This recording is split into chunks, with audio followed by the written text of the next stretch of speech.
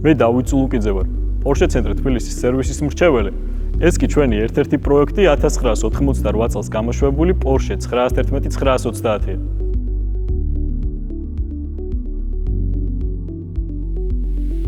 ავტომობილი დაახლოებით 1 წლის წინ ამერიკაში დაზიანებულ მდგომარეობაში შევიძინეთ. ინციდენტიდან გამომდინარე სიღრმისეული სარესტავრაციო სამუშაოების ჩატარება მოგვიწია, რაც ითვალისწინებდა როგორც წინა ნაწილის, ასევე ინტერიერის სრულად დაშლა აწყობას.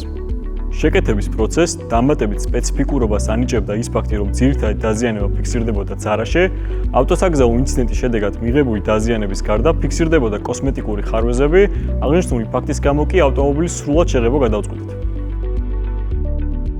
მიუხედავად იმისა, რომ არაერთ კლასიკზე გვიმუშავია, აღნიშნული ავტომობილის სერვისის პროცედურა საკმაოდ დიდ გამოწვევებთან იყო დაკავშირებული. ნაწილების მოწოდების ვადები, დაშლის შემდგომ აღმოჩენილი გაუთვალისწინებელი ნიუანსები, ეს ის ფაქტორებია, რომელიც სერვისის ხანგრძლივობას დროდადრო ზრდიდა, თუმცა დამატებით აღმოჩენების საშუალებას გვაძლევდა.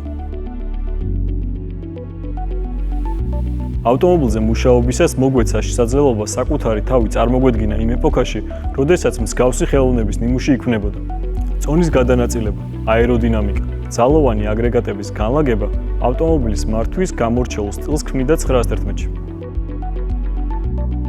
Porsche 911, ავტომობილი, რომელიც მუდმივად იხვეწებოდა წლების განმავლობაში, მაგრამ კონცეფცია უცვლელი დარჩა.